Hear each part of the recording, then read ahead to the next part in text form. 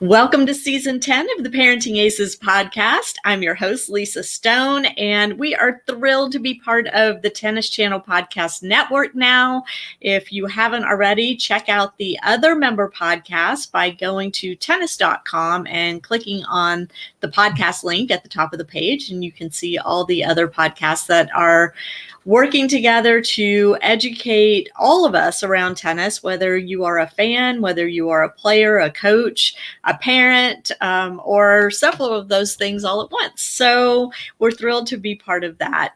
And now we're kind of well within our season 10. There's still so much craziness going on in the world. We've launched our new website. Hopefully by now, by the time you watch this, everything will be working properly. It's been a bit of a roller coaster ride the past couple weeks.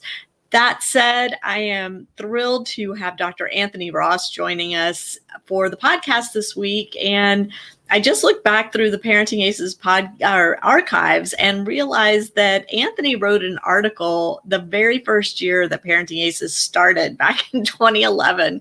It was really funny to go back and see that. But Anthony is joining us from Brisbane, and life down under is very different from life here in the States in terms of what's going on with COVID. He was telling me they're basically COVID free there. So that's good news, given that the Australian Open is ramping up as we're recording. Qualifying is underway, but the tournament will be starting shortly after you watch this podcast. So if you're listening to the podcast on one of your favorite podcast apps and you'd like to see the video version, come on over to ParentingAces.com or to our YouTube channel, and you can watch Anthony and me in action over there. So without further ado, let me bring Anthony on. And Anthony, welcome. It's so nice to see you again. And yeah, it's crazy that you were one of our first guest posts.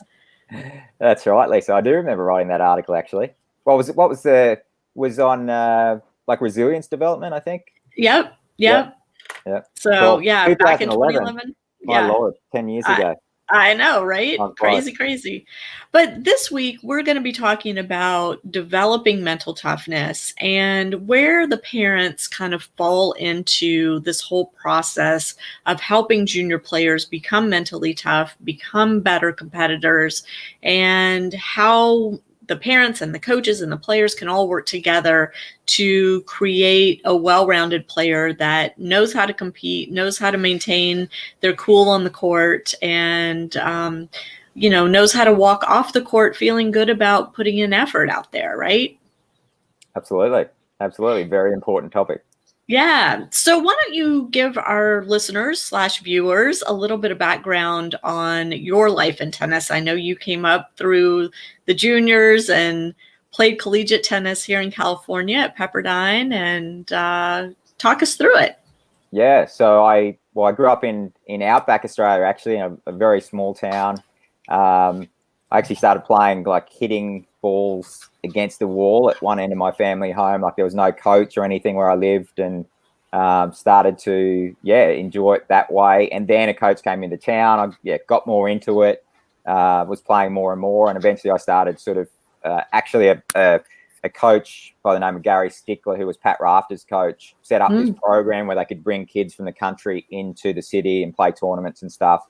So I started doing that. Now, eventually my family moved to Brisbane when I was about 14. So I just continually played more and more throughout the juniors.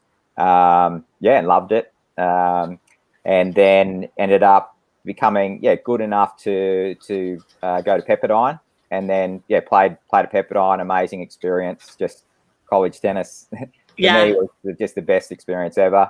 Awesome competing, fun. Great lifelong friends, and played college tennis. Did pretty well, and I ended up playing doubles on the tour for about 3 years after college. So I got to travel the world after that, and had a great experience doing that. So that sort of led me into coaching. When I finished playing, when I was stopping playing, I realized I got to about 130 in the world in doubles, but wasn't making a living, just scrapping by. And so I started coaching a couple of players while I was still playing. and really enjoyed that, but found it very challenging. I thought, I guess I thought the transition into coaching would be a bit easier given my history and particularly the mental parts of the game I found the most challenging with the players I was working with. So that sort of started me, sort of made me recognize that for me, at least, it was really important to if I wanted to be a coach, to learn more about that, that element of the game and helping other players. So then that actually led me into, I had done, when I was playing, I'd worked with Michael Fox, who's a sports psychologist in Australia, Alan Fox's brother, great psych over here. And so I ended up going back, doing some work for him and finishing, doing my master's and eventually becoming a psychologist myself. So yeah, that's a sort of a short, reflection on my journey to becoming a sports psych. Yeah. What kind of led you to this idea of working with parents to help parents do a better job? Yeah, so when early on in my psych career, I got Tennis Australia was setting up the National Academy system, and I became the National Academy psych in Brisbane, which was a major academy with a lot of good juniors, and at the time, so that would have been maybe 2007, I'm guessing. And pretty quickly, in watching, what was going on within the academy, the coaches working with the players, I had a lot to do with the parents. I was really lucky because they were setting it up. I got my gig was a lot. Like, I was spending probably 8 hours a week with the academy, and then also traveling to tournaments. So getting to know parents and really getting a deep inside view, which is an amazing experience at that part of my career. Pretty quickly, I came to the conclusion that parents were the most influential factor, the most influential factor in mental toughness outcomes, and how players tended to come to sort of perceive the game, and a lot of like competitive tendencies, how they responded in competition. It was just I started forming that view, I guess, that the parents were having a huge influence, and in my opinion, more influential than coaches. So I started thinking about that, and then that then led me to I became a big proponent for more parent support with the Tennis Australia system. Mm-hmm. And I had a lot of autonomy in my role because I was just setting it up, and I had a really great support within the coaches and the program in Tennis Australia. So I decided, okay, I want to put together parent workshops and start supporting the parents as best we can. And so I started doing my own research and setting up these workshops. So I'm thinking back to it now, and we'll talk about it later, but Rob Barty Ash Barty's father was like part of that, and Josie Barty, his wife, were part of my initial workshops. Wow. That's cool. Very, very first workshops I did, they were part of that. And then I just became more and more, my belief grew basically in the importance of parents. And so I ended up doing my master's thesis on developing mental toughness, and I interviewed for 6 months. I interviewed, like, my basic approach to it was I wanted to try to learn more about what separated players who became mentally tough versus players who perhaps who underachieved throughout their career or even gave up early. And so I took that approach, and I interviewed parents, like coaches, players. I had amazing access to, like Grand Slam winners, coaches of Grand Slam winners. But also I was really lucky I got to talk to like a lot of players who might have stopped playing early or really underachieved due to lack of mental toughness, and their parents and coaches. So that was a great project that took like a year. And the number one outcome from that was, once again, supported the same ideas. It was that the parents were the number one influencer in mental toughness outcomes. And it just continued to grow. So as I was doing my sports psych stuff, I got a scholarship to do my PhD in collaboration with Tennis Australia. And so we decided it was like a 3-year project. And the idea being, how can we put together better support basically for parents through the process. So that was a 3-year PhD where I ended up developing a workshop series, like a more extensive workshop series, which I did with a lot of Tennis Australia parents. So, yeah. So this whole notion of developing mental toughness, because, there are a lot of parents that say, my kid is just, beyond help. they're a mess on the court. They get so stressed out. They have stomach aches before they go play matches, and they lose their temper. And, we've tried everything and nothing helps. You beg to differ. There are ways to help. Can you talk to us about what the steps are in developing mental toughness in young players, and how kind of the approach might shift as the kids start at, let's say, age 6, 7, 8, versus when they're in their early teen years, versus when they're in their later teen years and moving into college and professional life? Yeah. Yeah, okay. Yeah, I would start with saying that in the huge majority of cases, it is definitely possible to improve mental toughness. In some, and I would, like a small percentage, the difficulties players have are so extreme, they're so ingrained, the habits are serving the purpose of reducing, say, fear at a level where it does really become difficult to make progress. But that's only a small percentage. In a large percentage of players, it is definitely possible to improve mental toughness. And the key, in terms of different age groups, personally, my approach in terms of the way I go about it and work with players is very similar, regardless of the age groups. The different challenges in different age groups, I guess, are a younger age. Obviously, they lack the maturity and the brain development and so forth. So from that perspective, it can become... that can be the challenge, but the benefit of being a young age is that the habits are less ingrained.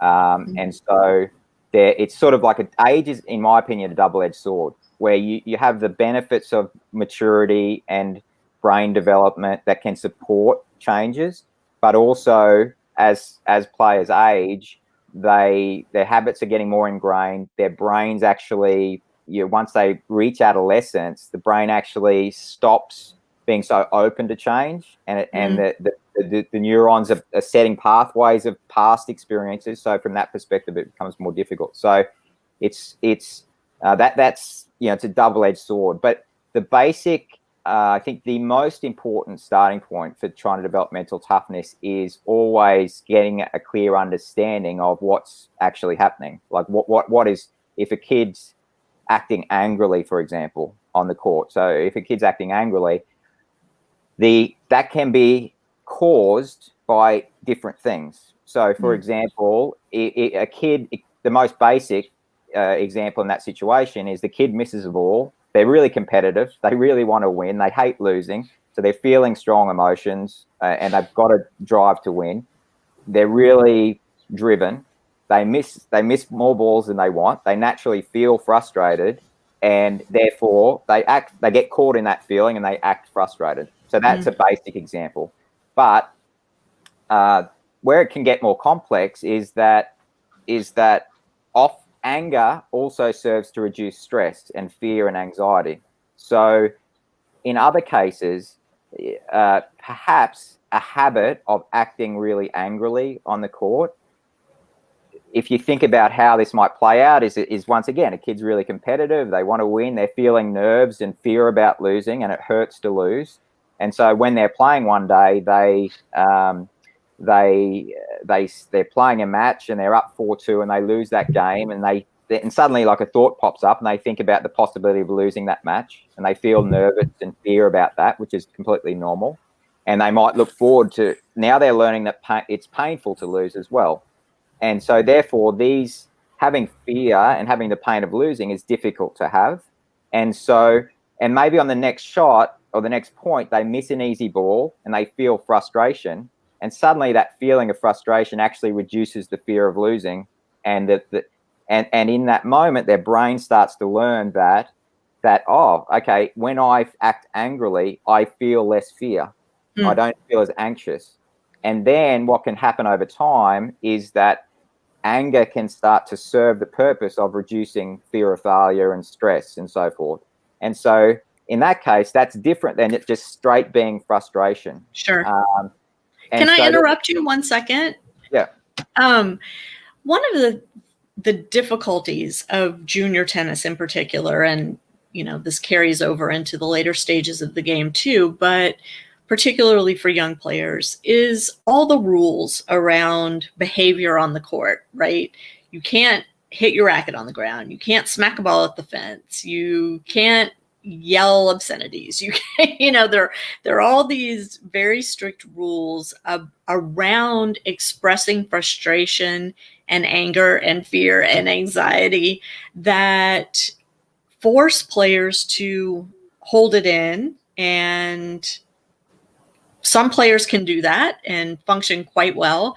Others, I will tell you from personal experience, are not so great at that, and wind up getting code violations all the time. And it's just part and parcel of this sport, right? But it's an incredibly huge challenge for a lot of young players. Yes, I would agree with that. Yeah. So, and ultimately, like with that one specifically, in terms of the way I approach it is once as I was talking about with the understanding, like once we have this understanding, then usually the next key thing is start to developing awareness of when it's happening. Like if you can start, the next step is start to get players to have a more a quick awareness of, okay, yeah, when I missed the shot, I started to feel frustrated, or I thought of the possibility of losing, or I thought of what mum and dad might say at the end of the match, or whatever it is. And then you want to, once you've developed more awareness, the goal, in my opinion, is to start to develop an increased capacity to tolerate those difficult thoughts and feelings, and having choice in how they respond to those thoughts and feelings. So ultimately, the idea of, say, expressing anger, for example, there's another way to think about it besides, say, holding it in, and it's really like a mindfulness type of approach, where the goal is, in those circumstances, like if we can help young players to develop more awareness of their internal experiences, of the feelings of frustration, what's that feel like in their body, the sensations, the difficult thoughts that show up, the worries about losing, all the difficult thoughts and feelings that show up, developing awareness, and then making the goal then to develop their capacity to have those internal experiences by developing mindfulness and acceptance techniques. Then, rather than, say, holding in the frustration, they can come to, over time, start to experience the difficult thoughts and feelings and have them without acting on them, or without having to do something to express them or get rid of them. Have them, but then make better choices in how they respond to those internal experiences. And so that, in my approach, my approach is really originated in what the therapy is, acceptance and commitment therapy. It started as a clinical therapy, and then it's now widely used in performance and sports. And with this approach, the goal is really to help players develop awareness and acceptance of internal experiences and increase their choice in how they respond to them, rather than like traditional sports psych. In traditional sports psych techniques, one variation or one real difference would be, when I feel nervous, or when I feel frustration, or when I have outcome thoughts, the goal is to control them or get rid of them, right? And in this approach, we basically take the perspective that that's not going to happen for the huge majority of, and so a more realistic approach is to instead say, you know what, players are going to have all these difficult thoughts and feelings showing up. They're not going to be able to control them in the moment. How can we help them respond better to them when they're there? And it's a challenge too, because we want our kids to hate losing, right? I mean, that's what makes them better competitors. We've all read this, it's not the joy of winning that's so important. It's the hatred of losing that really drives you to continue to work hard and get back out there. And that disdain for losing, performing poorly, whatever, oftentimes produces these negative thoughts and feelings. And, from my perspective, I view it as passion, right? But if you're a tennis official at a junior event, you're not looking at it as passion. You're looking at it as inappropriate behavior on a tennis court. Yeah. I mean, you're right. Like when it comes to motivation and the drive to win and the hatred of losing, like the more competitive the kid, to me, that's another double-edged sword. Like you do need it because that's what creates the motivation and the drive. But then the difficulty with the more competitive kids are, the more strongly they feel the emotions that come with that. And so the perfect, if you're looking at, okay, how do we develop, the best competitors overall, the foundation is having a really competitive kid. Like without that basic, natural inclination, then they're not going to become as good as someone who is really competitive to start with, and then over time develop skills in responding well to the difficult internal experiences that come with competition. Mm-hmm. So what are some of the things that you have the young players do to develop these skills? Okay, so I mean, my basic method, I call it the Pact Method. So there's really 4, like if we look at what stops players competing well and the skills required to be mentally tough, I would argue that there is really only 4 basic challenges and skills required. And so, I mean, the first challenge is what we just talked about, motivation, right? So if we look at a player who's not competing well, maybe they're lacking motivation. And so the things to help players with that, obviously it does have challenges around if they're not naturally motivated, but to help them develop motivation, the P for me is purpose. Connect them with their purpose of where are they trying to go? So you're sort of goal setting, and why is it important for them to do actions that are helpful? So that's the first part of it. The A is attentional control. So our mind, the challenge is our mind naturally wanders, right? It gets distracted continually. And so it's the skill development that helps players is just a really basic training and practice of noticing when we get distracted by things not to do with the match, typically, like our mind's wandering onto what are we going to do later, or other stuff, getting distracted by other courts, and noticing when this happens, and then continually practice shifting back and trying to be in the present and so forth. So that's the skill. There is attentional strength, I would call it, and that's a good basic practice that would typically be helpful. The C is committed action. So very a no-brainer is that the challenge is that if players aren't clear on the actions or the processes that are going to increase the chance of success or increase their improvement, then that's a problem. That's going to stop them in that case. And so what we want to do is help players get clear and super committed to the actions and processes that are going to increase the chance of success. So that's the third section. And then the fourth one is sort of what we've been talking about. So the fourth challenge is really that when players experience difficult, unintentional thoughts and feelings when they compete, our natural tendency is to get caught up in them and act based on them. So that's really the first part of the challenge. The second part of this challenge in responding to difficult thoughts and feelings is that, like we mentioned with that anger example of reducing fear, what can often happen is when I'm feeling nervous, it doesn't feel good. And so my brain is always in the background, sort of sneakily looking for ways to reduce difficult thoughts and feelings, but often that occurs in unhelpful ways. So around the fear of failure, habits like easily develop around, for example, acting angrily, or a really common one is not trying as hard, right? Mm-hmm. So when a player doesn't try as hard, that actually serves to reduce the fear of failure.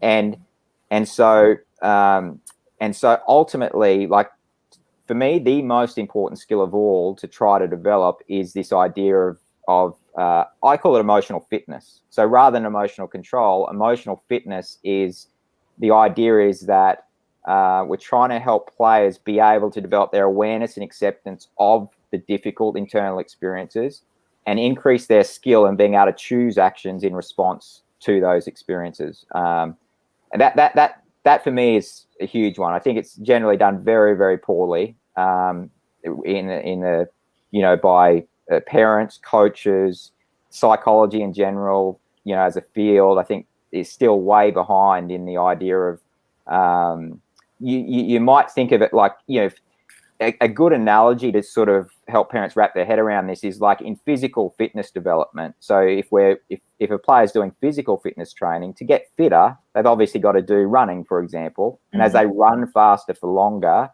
they start to feel physical discomfort. And so they get fitter by doing the running, but they also start to develop tolerance and the ability to respond better to physical discomfort. So they can keep running while they're feeling the physical discomfort.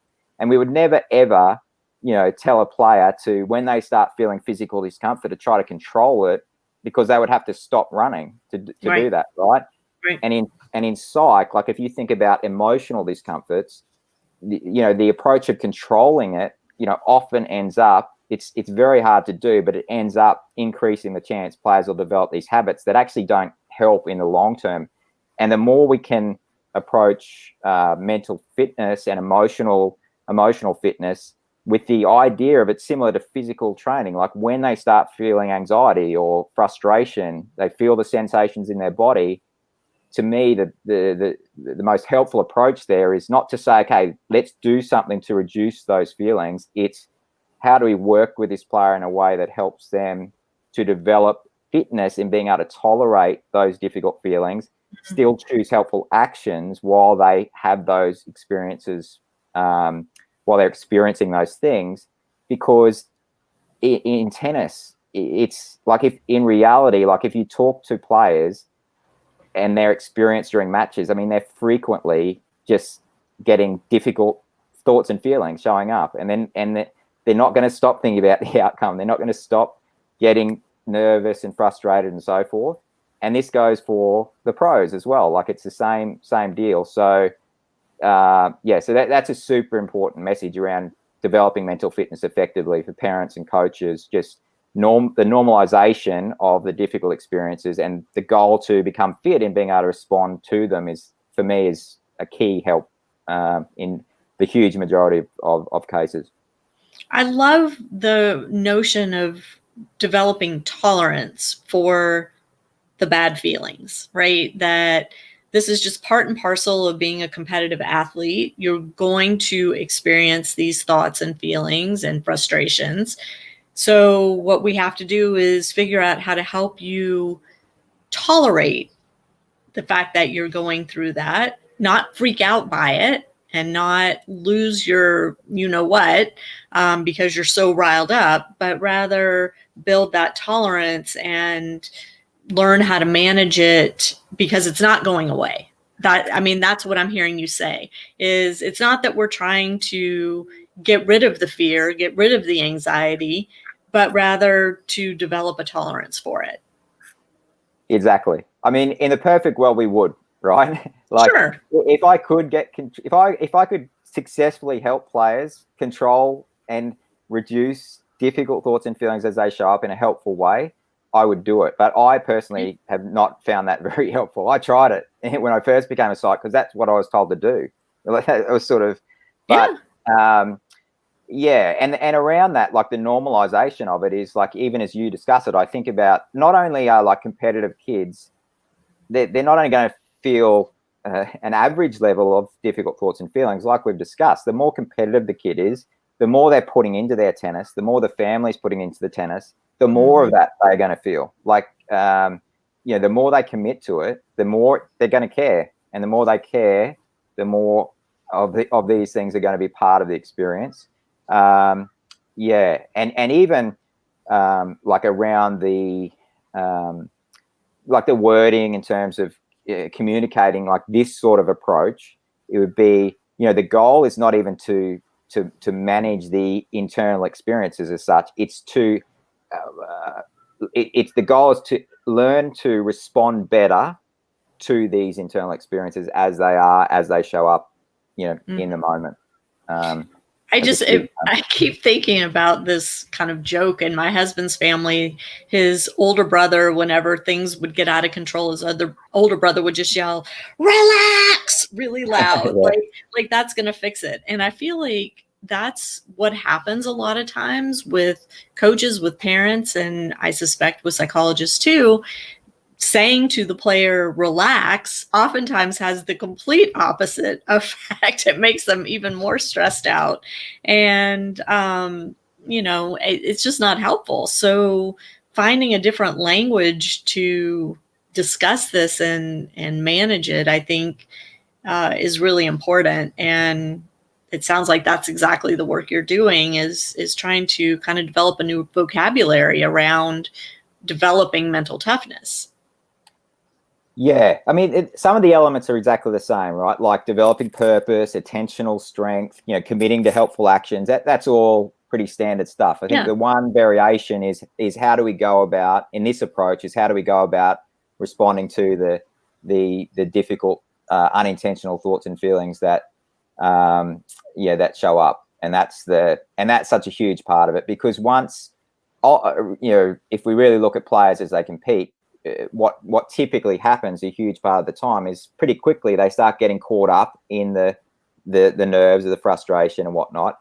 And then, once that process is playing out, it doesn't matter how good their strategy is. It doesn't matter how good their skills are because they cannot apply those. So it's such an important piece because for so many players is when they're not skilled to respond to their internal experiences, the other stuff doesn't matter. It doesn't matter how good they are in all the other elements. And so that it's just a huge, really important thing to make. It's a huge, very important piece of the puzzle. You need all elements. I'm a big proponent of like just looking at all the elements of tennis. In reality, I could say the same things about other parts, right? I could have a really mentally tough player who doesn't have the technical skills, and they're no chance, right? So you've got to see that every element from a developmental point of view needs to be addressed, and without any one of them, you're not going to get the benefit from all the work from the other elements. So, and typically, not typically, but more often, in my experience, mental fitness is the thing that is lacking. I mean, these days, like there's so much, quality information and education around technical development, physical development,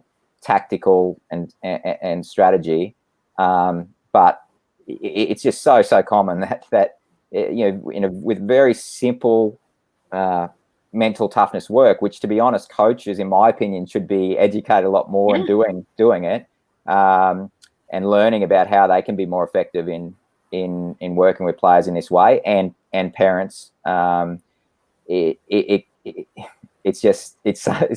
it's such a simple, it's a straightforward process that can be have huge effects in most cases. Yeah. So you mentioned the parents.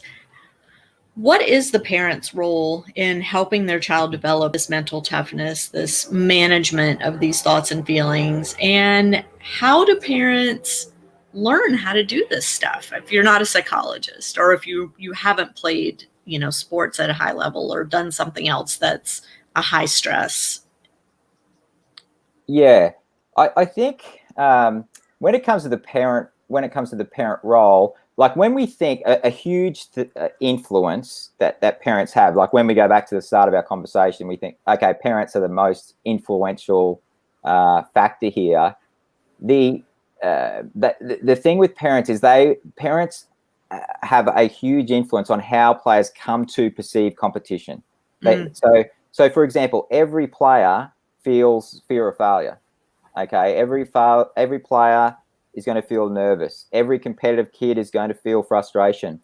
But for example, how much a player goes into as they develop, perceives tennis and competition as a fun challenge versus a threatening personal experience is hugely influenced by parental communications throughout development, and then that will influence how strongly they feel fear or how painful losing is. And and so while any player can develop the difficult mental toughness challenges through competing, they're a player whose parents who are not doing a great job of communicating, in my opinion, the ways that can be helpful. They will tend to feel more fear of failure. It'll hurt more to lose, which makes it more threatening, which then makes it more likely they will develop difficult habits, for example. So that's one case.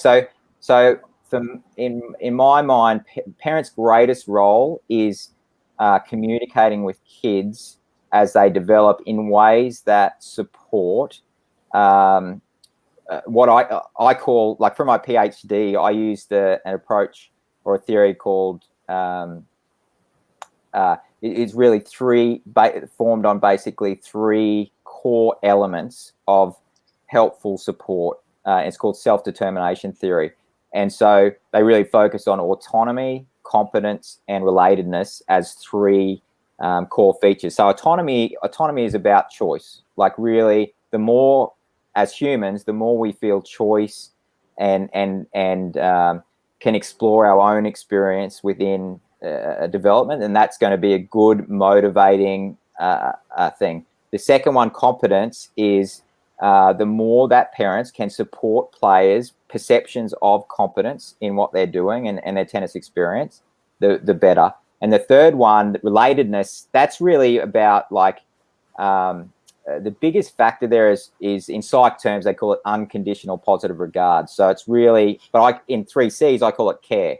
And it's basically how can a parent throughout the journey support and communicate unconditional care for the child regardless of the experience. The more they can successfully do that, the safer the player feels in losing, for example, and the less fear of failure they will tend to experience, the less the painful losing will be, and that gives them a good foundation to be able to put it on the line and compete, right? Like if the player, the more threatening the competing is, and the more painful it is to lose, and the more fear they feel, the more likely they will start to develop stuff to reduce and stay away from that pain and fear, which can often play out in a lot of the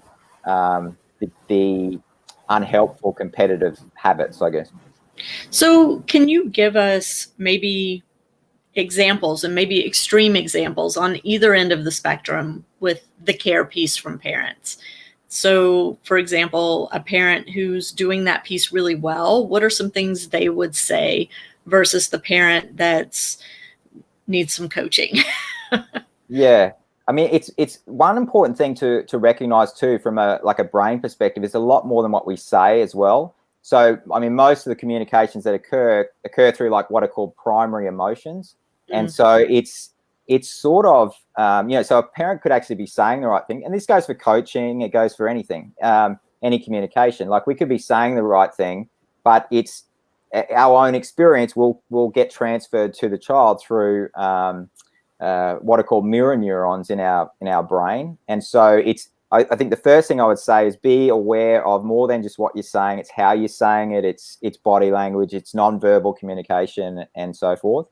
But I mean, the basic message that a child with this sort of approach, the goal is for them to receive over time, is basically for them to come to the understanding that mum and dad love me exactly the same, regardless of of how I perform. That's the basic goal. So it's not rocket science. And ultimately it's the hardest time to do that is when everyone's the family's putting a lot of time and effort and energy into tennis development, and therefore and tennis as a sport, it means the emotions for parents are going to be, and the experience is going to be very strong as well, right? And the more parents put into it, the more they feel and the more they care about it.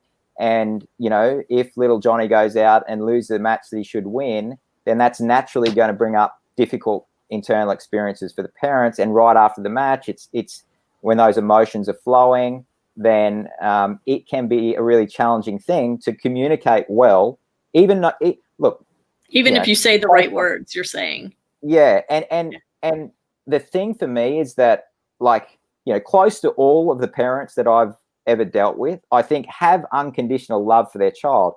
That's the challenge in tennis is communicating that successfully, right? When they're feeling such strong, difficult emotions. And so that is a super, that can be a hard thing to do. So yeah, in successful cases, we're able to achieve that, where ultimately, like, if the parent would just go to the kid and said, do you feel like I love you the same? Do I communicate the same love for you regardless of whether you win or lose? If the kid can truly say yes, then that's awesome. Like, that's a great thing. And obviously any time that parents wait. Do you recommend parents asking their children that question? Actually, I've never said that, what I just said to you, but I think I don't know but that would be a good test. Why not, right? Yeah. I kind of want to go back and ask my kid that question. Yeah. And it's about the feelings, like you just with the player. Like, if I'm talking to a player that I'm working with, and I ask them the question of how do mum and dad react, and how do they make you, how do you feel about their reactions after matches and so forth, then I know from experience now, the more they tend to report this idea that I feel worse about myself based on mum and dad's experience, communications, or mum and dad seem angry, or mum and dad seem upset. The mood, often it's like the mood and the sense. Yeah. I remember Agassi talking a lot about that, like with his dad, of how he felt growing up. And there was like I recently had a client who basically stated the same exact thing as I remember Agassi talking about, like the mood of just that everyone was down and everyone was feeling worse about stuff. And typically that will come across as mum and dad are disappointed and not approving of me. And the more that happens, the more likely, I know from experience, kids will develop these habits of tanking, anger explosions, excuses, just basically not being able to put it on the line and compete successfully, with parents as the most important contributor to that sort of experience. Acknowledging the fact, of course, that sometimes as the parent, you do feel those things. You do feel disappointed. You do feel, angry, maybe that your child didn't seem to be trying their best, or that they lost their temper and behaved poorly on the court. And so therein lies the rub, right? Like, you are feeling those things, and you have to learn how to kind of take a step back and maybe not communicate when those feelings are running rampant. So the one vital clarification there is, when I was talking about the unconditional positive regard, that's based on performance, like how well did they play, which is separate to effort, for example, or behavior, right? So you definitely want to have standards and set behavioral expectations around how you expect your child to behave, and effort levels and so forth, which is separate to whether they won or lost. You're trying to separate those two things. So, which is tough sometimes, because sometimes they win the match and they acted like a jerk on the court, and so you've got to kind of balance that. Or sometimes they lose the match and they act like a jerk on the court, and so they perceive your upset as being directed toward the fact that they lost, rather than being directed toward the fact that they behave like a jerk. Yeah, and one goal there, I would say, is to be very clear when you're communicating about what you are upset about. And look, the challenges, I think one important thing for parents to recognize is just how challenging it is, right? Like that in itself, I think, is a helpful thing. So when, with my PhD, I basically came up with 4, in terms of supporting parents helpfully.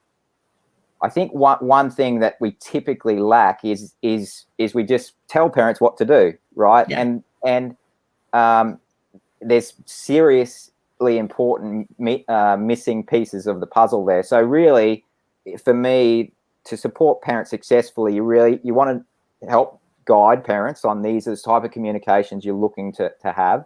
But there's three really important things that typically no one does, no national organizations, is help parents understand why they're so important, right, from a brain development point of view, and that the attachment system is that we're all, once we're born with, it means that parent communications are more powerful than anyone else. So that's a basic understanding of why parents are going to have the biggest influence in shaping kids' brain development. So why they're so important. But then this other piece we've just started talking about is why it's so challenging. Like, and the fourth one I would also add to it is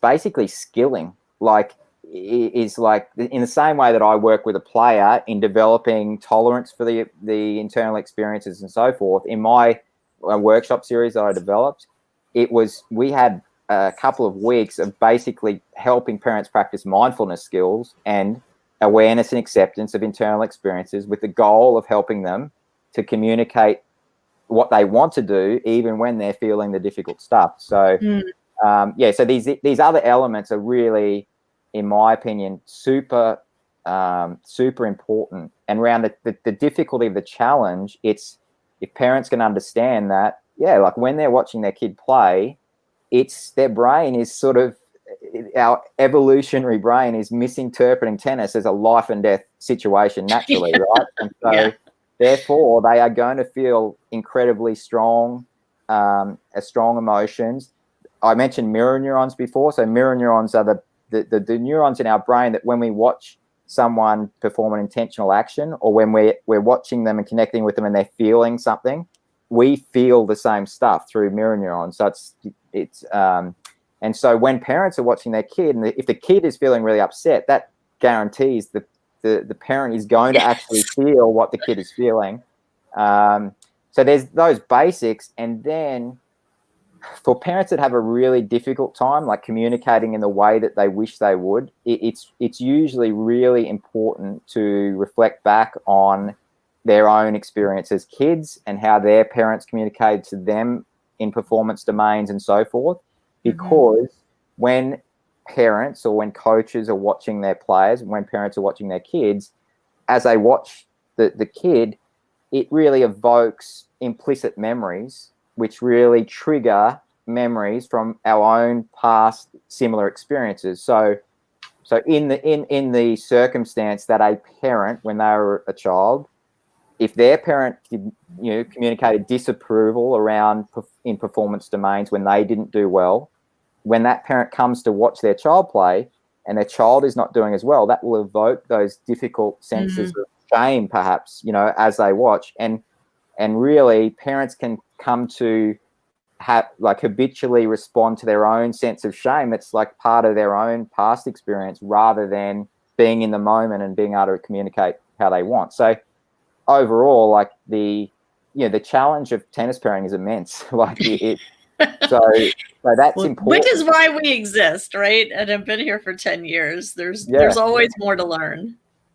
Yeah. So it's, and so from that I mean that is a huge passion of mine. Like even that idea of how, particularly when parents, what I would say to your viewers is, if you're a parent who basically wants to communicate, and you sort of, most parents have heard this is what the recommendations are. So if you're a parent who really finds it difficult to communicate in that way, how you wish you could in those circumstances, then I mean the reality is often you're going to need to do work on yourself. You're going to need to reflect on your own past experiences and what's actually going on for you. And then, as I said, like I would do with a player, I mean, in my opinion, for parents who have a tough time, particularly when we're faced with the tennis parenting challenges, the work of practicing mindfulness and practicing responding well to the difficult internal experiences is crucial as well. So, which is why you have developed this new project, this new workshop series. So we're going to just segue, because we're coming to the end of our hour. It's gone by really quickly. I'm going to just put a link up on the screen. So this is your website, and tell us a little bit about your project, Anthony Ross. Yes. Okay. Yeah. So to be honest, I've been so busy the last couple of years just working with players and and academies and stuff, like I really haven't done that much parent stuff in the last few years. And really this has been motivated by, I had a few clients towards the end of last year who it really sort of brought up for me the importance of parents and doing parent work and so forth. So I started thinking about putting this together, and basically the idea is throughout the year, it will probably, the first one will probably be after the Australian Open finishes, so maybe mid to late Feb. I am going to do 3 workshops throughout the year, and based on my PhD workshop series, so just a sort of an updated version of what I tend to what we've discussed today, really, and what we do with parents, and so around how parents can be helpful, what to do, why they are so important, why the challenges and understanding the challenges, and also the skilling of improving our own skill in this area. And then I'm also been lucky enough to organise Rob Barty, who we mentioned earlier. So Rob is Ash's father, super guy. And when I mentioned this to him, he's like, "Yep, like I definitely want to be involved." And so Rob will come on and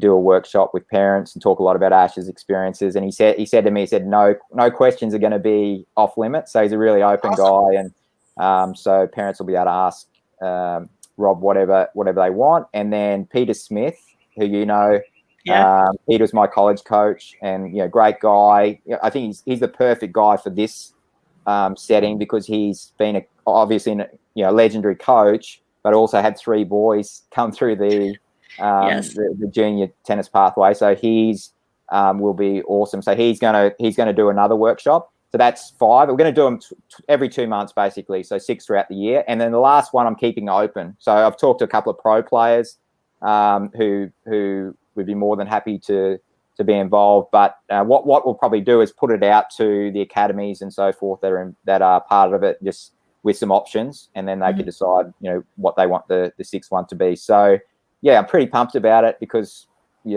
hopefully people can see how passionate and important I think it is, and I'm glad to be able to sort of dedicate some time again throughout the year to really hopefully supporting parents my goal is to do more than the usual this is what you should do. I really hopefully throughout the year parents will feel empowered, I guess, to actually have more skill in being able to communicate in the way that they wish more often, which is challenging. So it is. And this is the website. So if you are interested in signing up for or getting more information on Anthony's Parenting Healthy Mental Toughness Project, that's a mouthful, go to the link, and there's all sorts of great information there and signups. And Anthony's offering a discount to Parenting Aces premium members, which we'll have that link on our member discounts page on parentingaces.com. But also, I just want to say that, the goal of having these types of conversations, Anthony, and the reason why the parent education piece is so important, in my opinion, is that we all want to come out the other side of this tennis journey in a good relationship with our children, right? We don't want tennis to pull us apart. We don't want the journey to be so confrontational and so volatile and so angry and frustrating for all parties involved that we come out the other end saying, oh my God, why did we ever do this? No, the opposite is the case. We want to come out of it feeling very close to our children, feeling like we invested this time in them to help them develop skills and talents and all sorts of different pieces that are going to help them be better human beings as they enter adulthood. And part of that is understanding the mental toughness side of the game and understanding our role as the parent in helping our children develop that toughness and that skill set.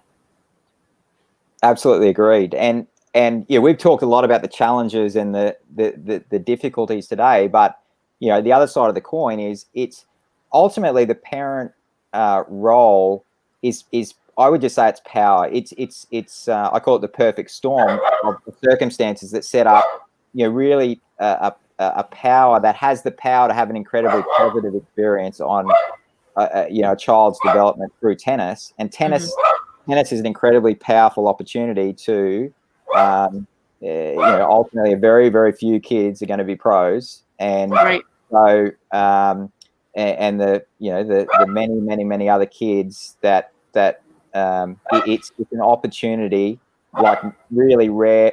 It is rare to and have an incredibly positive experience on exactly what you're saying, developing skills and having experiences and memories that are hugely fun, and I don't think there's a better sport for developing the skills that then lead to the possibility of being very skilled and happy throughout life, and for working life and relationships and all that sort of stuff. So so that is why it's so important, is the power that parents have in influencing the kids' experience through the journey of tennis.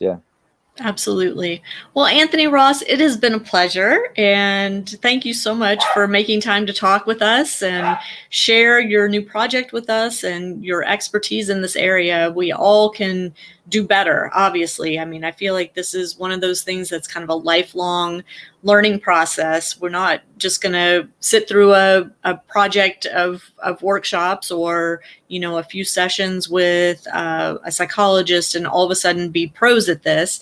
It is a process, and I think, it's never too late to start, and really appreciate you taking the time to talk with us about it. Thanks, Lisa, and congrats to you on all you're doing in the space. It's you're definitely a world leader in trying to support parents. So it's awesome. Thank you. And thank you, our listeners, our viewers, for tuning in, and we will catch you next time on Parenting Aces.